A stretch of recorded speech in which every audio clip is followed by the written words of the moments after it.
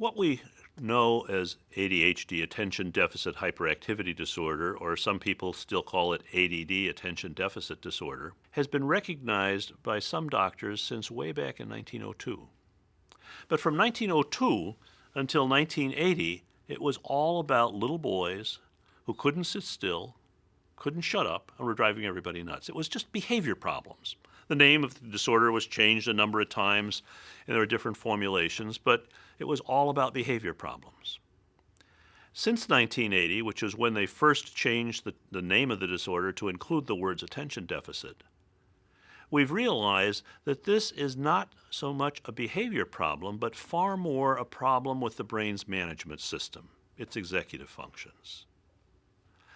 And we've also learned that there are many people who have ADHD who've never had any significant behavior problems, and that even for those who have, that's usually the least of it. It's the attention problems that tend to make more trouble for people, particularly as they get a little bit older and more is expected of them for being able to manage themselves. One thing that's important to be clear about from the very beginning is that ADHD has nothing to do with how smart a person is. There's some people who have this who are like super smart. Others high average, middle average, low average, slow.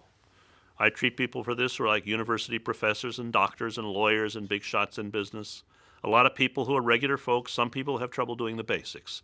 You can be anything along the IQ spectrum and still have ADHD. It has nothing to do with how smart you are.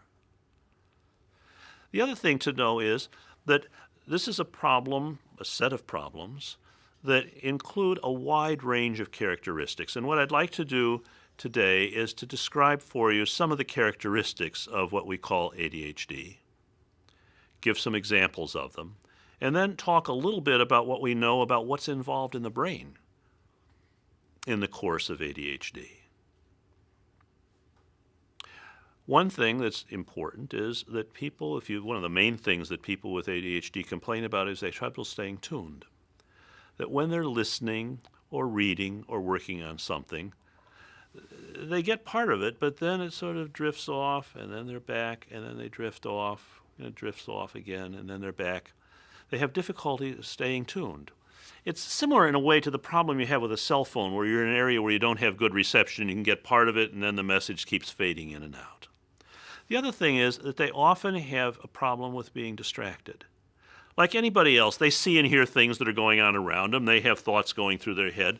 But most people, if they have something they've got to focus on, can push that stuff out of the way and focus on what they've got to do. People with AD, it's real hard for them to do that. You know, they'll be sitting in a classroom trying to listen to what's going on, or perhaps they'll be in a meeting, or sitting down trying to read something or write something, and somebody drops a pencil and they have to sort of check and see where did the pencil go. And then they'll be back on task again for a couple of minutes. Then they're thinking about some TV show they saw the night before. Then they're back on task again for a minute, and they're thinking about some conversation they had with somebody 2 hours ago. And then they're back on task again for a few minutes. And then they're looking out the window like anybody else will from time to time, but they're likely to sit and watch the squirrel go up the tree a little longer than somebody else and be checking out the traffic and the cloud formation, the guy who's mowing the lawn. Then they're back on task again for a few minutes. And they'll be thinking about what they're going to do when this is over and how soon is this thing going to be over anyhow. I've got things I've got to do. And what am I going to have for supper tonight? And I wonder what's on TV tonight. All these things are coming in all at one time. And it's almost like you're trying to watch TV and you've got 4 different stations all coming in at the same time on one channel, and it gets kind of hard to separate the signal from the noise. But the things that's puzzling about this, that really makes it very difficult for people to understand, is for people who have ADHD, it's like that almost all the time, but not always. Everybody I've ever seen who has ADD, and that's a lot of people, has a few things they can do where they have no trouble paying attention, no trouble focusing. Let me give you an example. 16-year-old boy I saw, he was the goaltender for his school's ice hockey team. And it just happened that the day his parents brought him in to see me was the day after his team had just won the state championship in ice hockey. So they're bragging a little bit at the beginning about how great he was in the tournament the day before. And apparently he was a very good goalie. They said when he was in the net playing hockey, he missed nothing. He knew where the puck was every second of a fast game, totally on top of it, the kind of goalie every team wants. Smart kid, tested way high up in the superior range, wanted to get good grades, was hoping to go to medical school, but he was always in trouble with his teachers. And what they say to him is, once in a while you'll say something that shows how smart you are. Well, we'll be talking about something. You'll come in with some comment that's really very perceptive, and it's quite impressive. But most of the time, you're out to lunch. You're looking out the window. You're staring at the ceiling. You look like you're half asleep. Half the time, you don't even know what page we're on. And the question he kept asking him was, if you can pay attention so well when you're playing hockey, how come you can't pay attention when you're sitting in class? Or here's another example.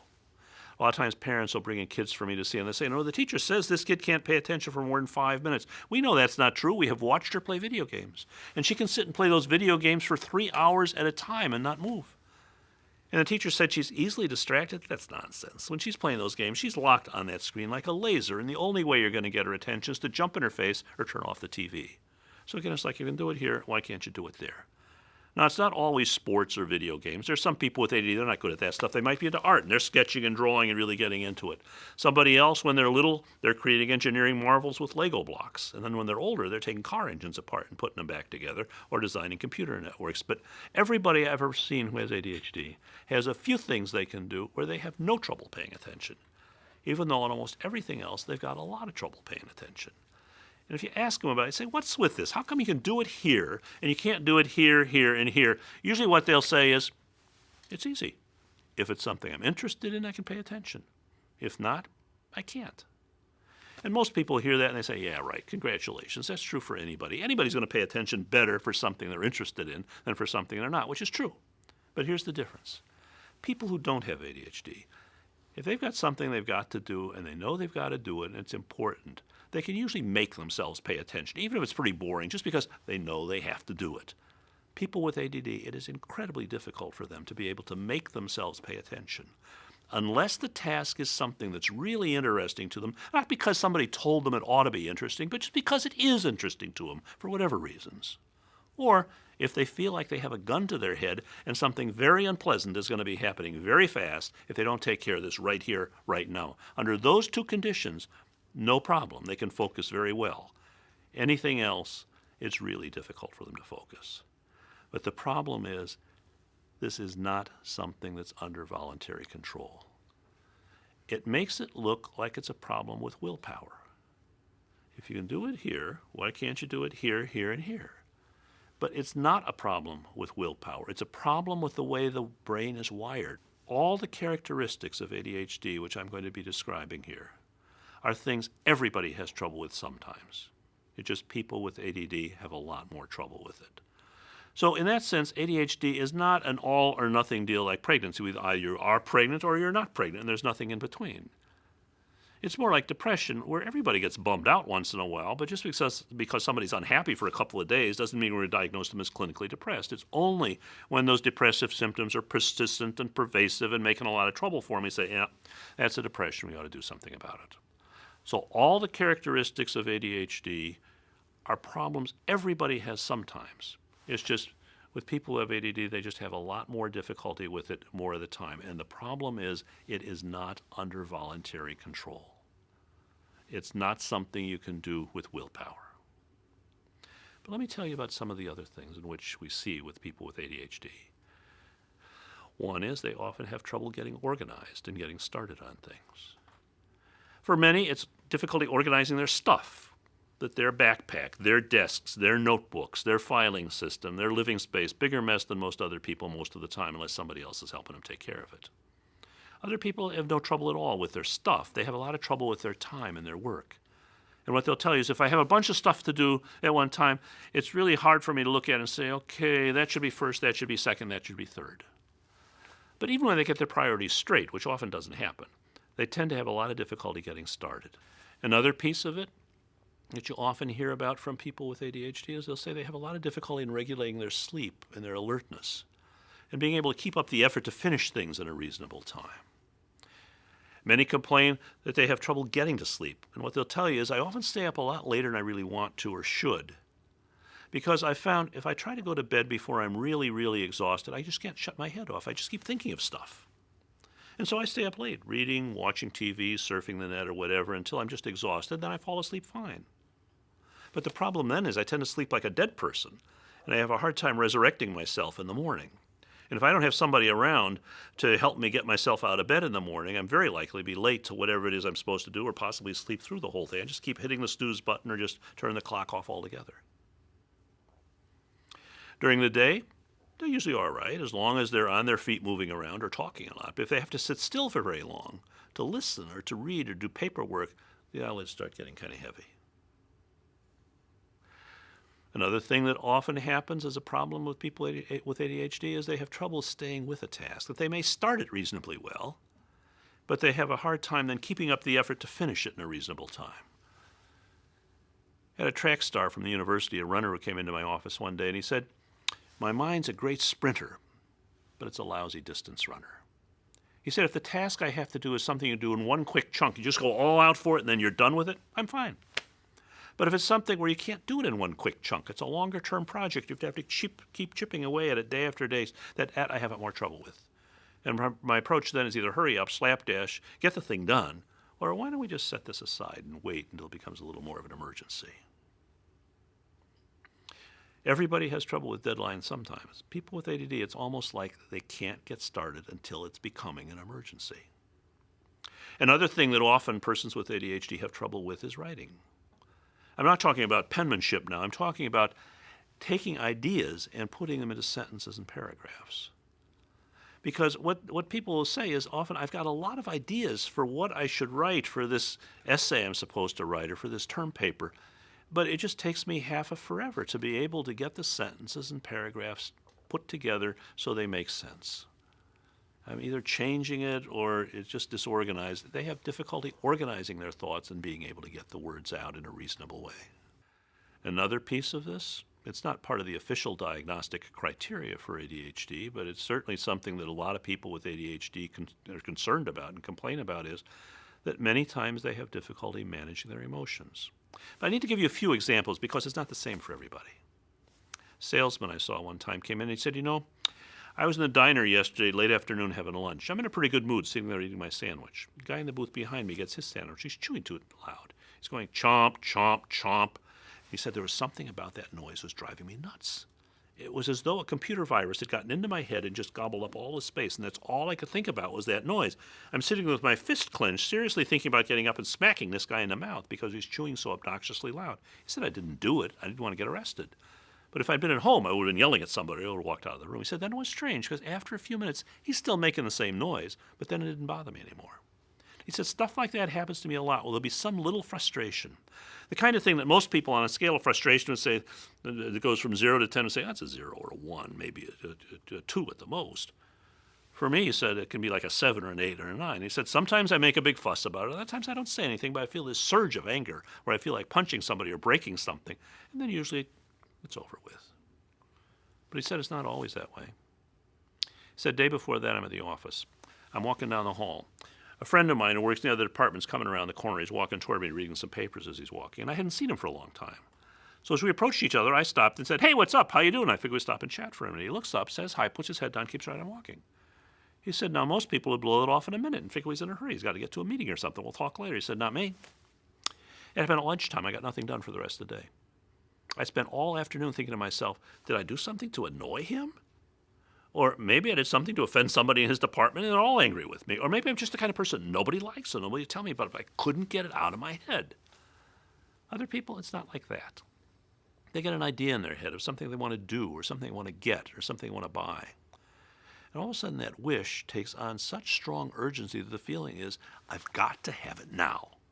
And it almost doesn't matter how expensive it is or how inconvenient it's going to be for them or for somebody else, or whether they're using time and money now for this that they know they need for something else tomorrow that's more important. There's just this relentless push, and they will keep that up until they get it or they hit a brick wall. But even if they get it, they're not that happy because usually by then they're off on something else they want. Other people, it's not like that, but they worry a lot. Like a woman talked about how she was driving down the expressway. She's in the left lane. She said, I'm in the left lane. I've got the Jersey barrier to my left, an 18-wheeler truck on my right. We're cruising about 65 miles an hour, and this truck starts to pull over a little bit. He didn't get in my lane. It got me thinking about how big his truck was, how small my car was. And pretty soon I'm thinking to myself, what would happen if he didn't see me? And he pulled over and squished me against the Jersey barrier. And soon, I'm not just thinking about it, I'm running a very vivid movie in my head, imagining exactly what it would look like if that truck came over and smashed into my car, crumpled the car, sharp pieces of metal are sticking into me, I'm bleeding to death, the car's getting dragged along the Jersey barrier, the truck jackknifes, cars and trucks behind us are hitting us repeatedly, there's this massive traffic jam, takes a long time to get the rescue squad out to cut me out of the car. By that time, I bled to death. They have to call my family and tell them I'm dead, and all this while I'm trying to drive the car 65 miles an hour down the road. She said stuff like that happens to me all the time. There'll be some little thing, and I think, what would happen if this happened? And everything's going along all right, and I'm thinking, what would happen if this happened, or what would happen if that happened? And pretty soon, I'm not just thinking about it, I'm into it. Now, it's not like anybody with ADD has all this stuff, but many will have one or some combination of a couple of them, but what they have in common is that computer virus in the head thing, that the emotion, whether it's the hurt feelings or being annoyed about something, or I've got to have it now, or what would happen if comes and just sort of gobbles up all the space in their head. And it's very difficult for them to put it in perspective, to put it to the back of their mind and get on with what they've got to do. Another thing that's very important for people with ADHD is their working memory. If you ask folks who have ADHD, how's your memory? Often they'll say, I've got the best memory in my family. I can remember stuff nobody else can remember. And they'll give you some example about some movie they saw 10 years ago, and they can tell you every detail of the entire storyline of the movie they saw once 10 years ago. I haven't seen it since. Or somebody else will say, yeah, I went to the Super Bowl 5 years ago. I can still describe for you almost every play they ran during that game. Or somebody else will say, I've got 450 songs in my head. All the music, all the lyrics, all the verses that were popular back in the 70s. But even though they might be very good about remembering some things like that from a long time ago, if you ask them about something that happened just a couple of minutes ago or yesterday, often they can't tell you. The problem with memory, with ADHD, is not with long-term storage memory. It's with short-term working memory. It's what you depend on when you go into the other room to get something and you're standing there scratching your head and wondering what in the world you came in here for. Or you're working on a project, go downstairs, get something you need for the project, see something else that's interesting or something else that needs doing. Soon you're up to your elbows in project number 2, having totally forgotten you were in the middle of project number 1 upstairs. It was kind of important to get it done. Students complain they'll be in class. Teacher asks a question. They raise their hand. They've got a good answer for it. Teacher calls on somebody else first. You have to wait while this other kid says her shtick. Then the teacher comes back and says, yeah, what were you going to say? It's like totally clueless. Not only have I forgotten what I was going to say, but what was the question again? Or they'll read something. They understand it perfectly well at the moment that they read it. They read a few more pages, stop for a second, and realize their eyes have gone over every word, and they haven't got the foggiest idea of what they just read. Or, this really bothers them, they'll study for a test the night before the test. They'll go over it and quiz them, they've got it. They go into class the next day thinking they're going to get a good grade on this, and all of a sudden a big chunk of what they knew the night before has evaporated. Can't pull it out of their head when they need it, but then a few hours, a few days later, something jogs their memory, it's all back again. It's not that they didn't have it, it's they couldn't retrieve it when they needed it. Or you're getting ready to go someplace. You think of 5 things you need to take with you. Half an hour later, you're walking out the door, you got one of them. Can't remember the 4 to save your life. It's where you have to hold one thing in your mind while you're doing something else. That's the kind of memory problem that people with ADHD complain about. Another part of this is managing action. You know, it's certainly true that there are some people who, even as adults, are very restless and antsy. It's like they always have to have some part of them in motion. And there are some who are very quick to jump into things, even as adults. And certainly there are many kids who have this sort of thing. But the fact is, many people with ADHD have difficulty slowing down when they need to slow down and speeding up when they need to speed up. Often they have difficulty in monitoring their actions. They'll sometimes speak out of turn and not take into account what the effects are going to be of talking out and saying what they're saying, or they'll jump into something without thinking about what's going to happen if I do this. But all these things I'm talking about, the problems with memory, the problems with difficulty in controlling actions, the problems with regulating emotions, the problems with regulating alertness and sleep, the problems with being able to focus and shift focus when you need these, all these things constitute the range of difficulties that people with ADHD complain about. And remember, all of these are things everybody has trouble with sometimes. It's just that people with ADD have a lot more trouble with them. So the question is not does it ever happen, but how much does it happen? How much does it interfere with the person's being able to do the things they have to do in their daily life? Now, how does it happen? Why is it that some people have this so much more difficulty with these things than other people do? The evidence shows that it seems to be mostly inherited. Out of every 4 people diagnosed with ADHD, one of them has a mom or dad who's got it, whether they know it or not. They never used to diagnose this very well, and even today it gets missed a lot. The other 3, if they don't have a parent who has it, usually they have a grandparent or an uncle or an aunt or a cousin or brother or sister, one of their relatives who have it, although often it's not recognized. There are some people who have this where you can see it from early childhood. There's some others where you don't see it much in the early years of their schooling, but then when they begin to move into middle school and they don't have that one teacher who can help to keep things organized for them, now all of a sudden they've got to keep track of what's going on in several different classes and homework for different courses and moving around from one class to another. They have a lot more difficulty managing it. There's some whose parents are so effective in building a scaffolding around them that you don't even see the problem until they get up into high school, where the parents are not that much aware of what they need to do, or they may move out of the house and move off to college or get involved in some work where the parents can't help them, and you begin to see then that they have a lot of trouble organizing themselves and doing what they need to do. So we don't always see this in early childhood. Sometimes it doesn't really appear until adolescence or early adulthood. But the fact is that those are usually the hardest times, I would say probably for most. Middle school, high school, first couple of years of college or going out in the work world, those are the times when most people with ADHD have the most difficulty with it, because those are the times when you have the widest range of tasks you have to do with the least opportunity to escape from the ones you're not that good at. If you're lucky, as you move on, you can focus more on the things you're good at and let somebody else do the other stuff that you're not that good at. And some people function quite well that way. But the fact is, these are problems that can cause a lot of difficulty, not just in school, but in the way people get along with other members of their family, the way people manage their social relationships, and the way they manage their jobs. And what we need to do is to be able to design a way of helping them to work with their strengths and working around their difficulties. But I think in order to be able to really appreciate this fully, it's important to understand what's going on in the brain that underlies these difficulties which I've just been describing. The brain is about 2.5 pounds, about that big. In there, you've got 100 billion neurons. Those are the cells that make up most of the brain tissue. It's hard for most people to imagine a number as big as 100 billion, but here's a way you can do it. Think about pixels on a TV screen. Imagine a 17-inch TV screen or monitor screen for your computer. On that screen, you'd have about 200,000 pixels. Now, imagine if we then went to the Freedom Tower in New York. It's almost 100 floors high. And take 17-inch monitor screens and set them side by side, bottom to top, all the way up one side, all the way around, so this entire building is totally covered with 17-inch TV sets, and turn them all on, and add up all those pixels on all those screens and that entire huge building. You would then have enough pixels, if you added them all together, to show how many neurons one person has in their brain.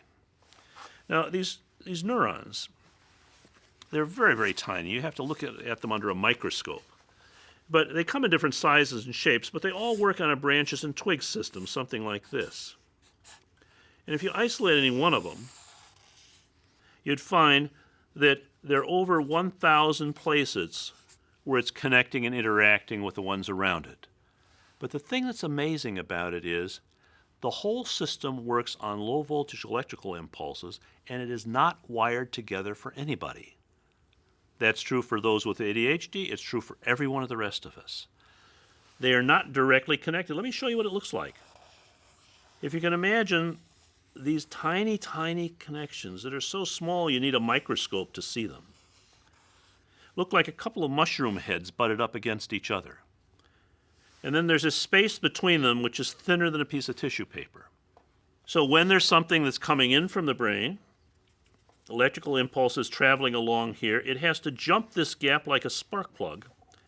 And then there are little receptor buttons on the other side here that it has to connect with. And if it comes in strong enough, it goes on to the next connection and moves on from there to wherever it needs to go. If it doesn't, it just fizzles here. But the other thing we have here is there are little bubbles on the side. This is where they're coming from. This is where the chemicals are manufactured. The brain makes 50 different chemicals to help carry messages back and forth. And there are two of them that control most of the things that I've been describing in ADHD. So what's happening when that electrical impulse comes is it releases microdots of that chemical. That's what crosses the gap and hits these receptors. It works like a spark plug. And then if it hits the right threshold, it moves on. And then on this side, there's some little cells that work like little vacuum cleaners that go and suck back the chemicals and reload the system. Otherwise, it would be just locked open all the time. We think what happens with people who have ADHD is their brains make these chemicals the same way everybody else's brain does, but they simply do not release and reload them effectively. And the other thing we know is that for 8 out of 10 people who have ADHD, if you give them the right amount of the right medicine, the system can work better. For some, it's huge how much it helps. For others, it's substantial, but it's not huge. For others, it helps a little, but not that much. And 2 out of 10, it doesn't work at all. But the fact is, though this is indeed a chemical problem, the medicines that we have for ADHD cure nothing. It's not like you have a strep throat, you take an antibiotic and it knocks out the infection. It's more like my eyeglasses. I have a problem with my eyes. I can't see well. If I'm looking at typewriter-sized print, it just looks blurry to me. If I put these on, I can read it as well as anybody can. Take them off, I'm right back where I started. The glasses do not fix my eyes. They just help me see when I've got them on. And the same thing is true of the medicines we use for treating ADHD. But it's also important to recognize that medication is just one aspect of the treatment that's important for somebody with ADHD. And there are many ways in which we help people with ADHD by helping them to learn skills, by helping them to use some technology and strategies to be able to deal with whatever they have to deal with in school or on the job or in their family and social relationships. And it's most effective to be able to, first of all, have a very good evaluation to understand exactly which problems with ADHD this particular person has, and then to have the team of, if it's a child, the child and the parent and the doctor in consultation with the educators, the teachers that are working with them, to try to assess what are the strengths of this child. That's our beginning point.